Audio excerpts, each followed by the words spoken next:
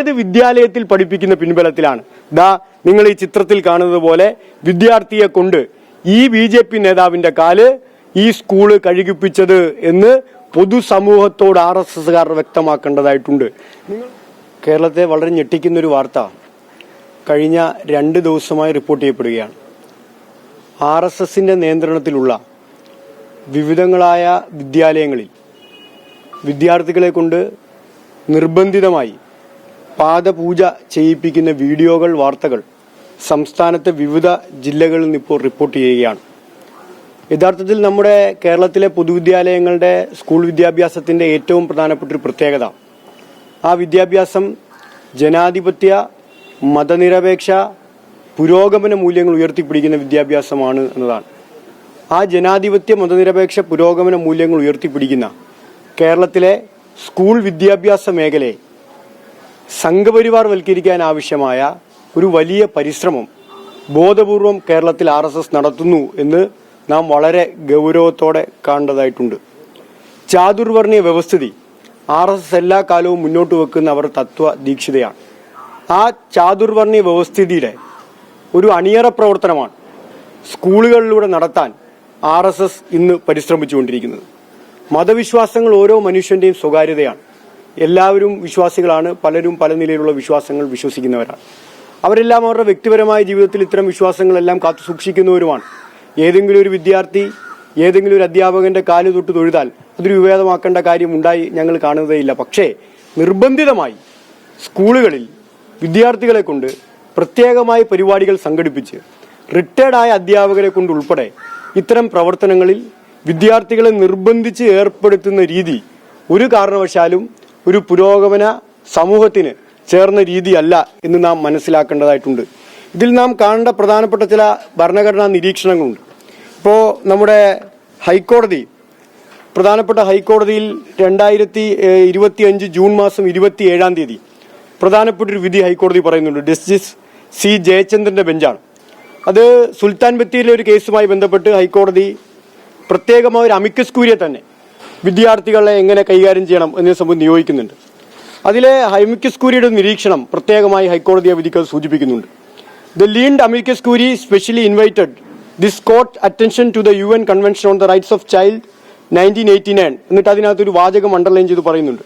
No child shall be subjected to torture or other cruel, inhuman or degrading treatments or punishments.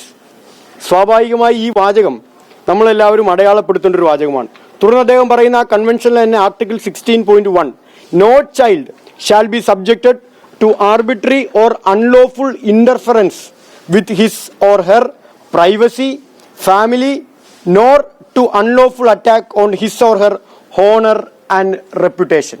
ഇത് വളരെ പ്രധാനപ്പെട്ട ഒരു നിരീക്ഷണമാണ്. വിദ്യാർത്ഥികളുടെ മാനസികമായ, വിദ്യാർത്ഥികളുടെ സ്വതന്ത്രമായ പേഴ്സണൽ ലൈഫിലേക്ക്, ജീവിതത്തിലേക്ക് കടന്നു കയറി നിർബന്ധിതമായി ഇത്തരം ആചാരങ്ങളിൽ ഏർപ്പെടാൻ RSSന്റെ നേതൃത്വത്തിലുള്ള ഇത്തരം സ്കൂളുകളിൽ പ്രേരിപ്പിക്കുന്നതിനെ വളരെ ഗൗരവമായി നാം കാണേണ്ടത്. അതേ വിധിയിൽ തന്നെ മറ്റൊരു കാര്യം നമ്മുടെ രാജ്യത്തുള്ള എഡ്യൂക്കേഷണൽ റൈറ്റിനെ പറ്റി പറയുന്നുണ്ട്.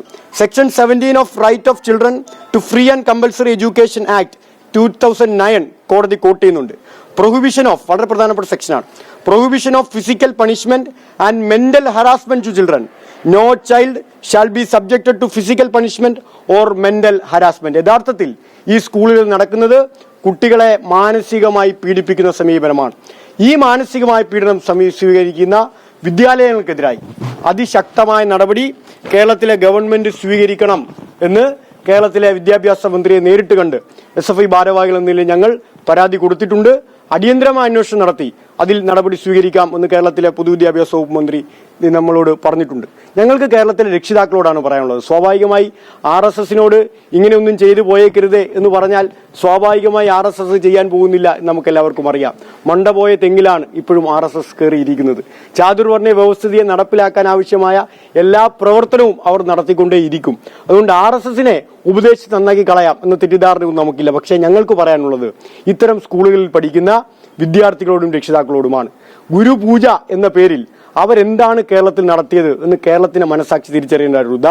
ഞാൻ നിങ്ങളെ ഒരു ചിത്രം കാണിക്കാം. ആ ചിത്രം നമ്മുടെ ആലപ്പുഴ ജില്ലയിലെ ഇടപ്പോൺ ആറ്റുവ വിവേകാനന്ദ വിദ്യാപീഠത്തിൽ ഇന്നലെ നടന്ന ഗുരുപൂജയുടെ ചിത്രമാണ്. ഇതിൽ നീല ഷർട്ട് ഇട്ട ഒരു മനുഷ്യൻ ഇവിടെ ഇരിക്കുന്നുണ്ട്. ഈ മനുഷ്യന്റെ പേര് അനൂപ് എന്നാണ്. ആരാണ് അനൂപ് എന്ന് നിങ്ങളുടെ മീഡിയക്കാരോട് ആലപ്പുഴയിൽ നിന്ന് അന്വേഷിക്കാൻ പറയണം. അദ്ദേഹം BJPയുടെ ആലപ്പുഴ ജില്ലാ സെക്രട്ടറിയും നൂറിനാട്ടെ പഞ്ചായത്ത് മെമ്പറുമാണ്.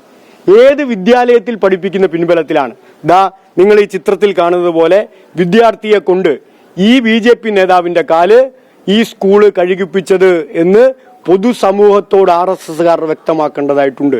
നിങ്ങൾ നോക്കൂ, അധ്യാപകരെ ആദരിക്കുന്നു എന്ന പേരിൽ കേരളത്തിനകത്ത് ഇത്തരം വരേണ്യ വ്യവസ്ഥിതികൾ അടിച്ചേൽപ്പിക്കാൻ ആവശ്യമായ വലിയ പരിശ്രമം കേരളത്തിൽ RSS നടത്തുന്നതിനെ പൊതുസമൂഹം കാണേണ്ടതായിട്ടുണ്ട്. പ്രിയപ്പെട്ട രക്ഷിതാക്കളെ, പ്രിയപ്പെട്ട വിദ്യാർത്ഥികളെ, നിങ്ങളെല്ലാവരും വ്യക്തിപരമായി വിശ്വസിക്കുന്ന മതാചാരങ്ങളെ അവർ ചൂഷണം ചെയ്യുകയാണ്. അങ്ങനെ ചൂഷണം ചെയ്ത് നമ്മുടെ വിദ്യാർത്ഥികളെ കൊണ്ട്, നമ്മുടെ സഹപാഠികളെ കൊണ്ട്, നമ്മുടെ കുഞ്ഞുങ്ങളെ കൊണ്ട് BJP നേതാക്കന്മാരുടെ ഉൾപ്പെടെ കാല് കഴുകിപ്പിക്കുന്ന സമീപനം കേരളത്തിലെ വിദ്യാലയങ്ങളിൽ സ്വീകരിക്കുന്നത് അങ്ങേറ്റം പ്രതിഷേധാർഹമാണ്. നമുക്ക് അംഗീകരിക്കാൻ കഴിയുന്നതല്ല. പൊതുസമൂഹം ഒന്നാകെ ഇതിനെതിരായി പ്രതികരിക്കണം. ഇത്തരം അപരിഷ്കൃതമായ നടപടികൾ സ്വീകരിക്കാൻ കുട്ടികളെ മാനസികമായി ടോർച്ചർ ചെയ്ത് പ്രേരിപ്പിക്കുന്ന ഇത്തരം വിദ്യാലയങ്ങൾക്കെതിരായി അതിശക്തമായ നടപടി സ്വീകരിക്കണം. ഈ കേരളത്തെ ചാതുർവർണ്ണ വ്യവസ്ഥിതി അടിച്ചേൽപ്പിക്കാൻ ആവശ്യമായ എന്താണോ സംഘപരിവാർ ഉദ്ദേശിക്കുന്നത് ആ നിലയിൽ ഒരു ആശയതലം കേരളത്തിൽ രൂപപ്പെടുത്താൻ ആവശ്യമായ പരിശ്രമമാണ് നിർഭാഗ്യവശാൽ ഈ സ്കൂളുകളിൽ RSS നടത്തിക്കൊണ്ടിരിക്കുന്നത്. ഈ വ്യവസ്ഥിതിയോട് കേരളത്തിലെ ജനങ്ങൾക്ക് യോജിക്കാനാവില്ല. ഇതിനെതിരായ ശക്തമായ പ്രതിഷേധം കേരളത്തിലെ ജനങ്ങൾ ഉയർത്തിക്കൊണ്ടുവരും. യഥാർത്ഥത്തിൽ വിവേകാനന്ദൻ പറഞ്ഞ ഭ്രാന്താലയത്തിലേക്ക് കേരളത്തെ വീണ്ടും കൂട്ടിക്കൊണ്ടുപോകാനുള്ള ശ്രമമാണ് കേരളത്തിൽ RSS നടത്തിക്കൊണ്ടിരിക്കുന്നത്. എല്ലാ ശ്രേഷ്ഠരും മഹത്വവൽക്കരിക്കപ്പെട്ട മനുഷ്യരോടും ഞങ്ങൾക്ക് പറയാനുള്ളത് വിവേകാനന്ദൻ പറഞ്ഞ ഭ്രാന്താലയത്തിലേക്ക് യഥാർത്ഥത്തിൽ RSS ആണ് കേരളത്തെ കൂട്ടിക്കൊണ്ടുപോകാൻ പോകുന്നത്.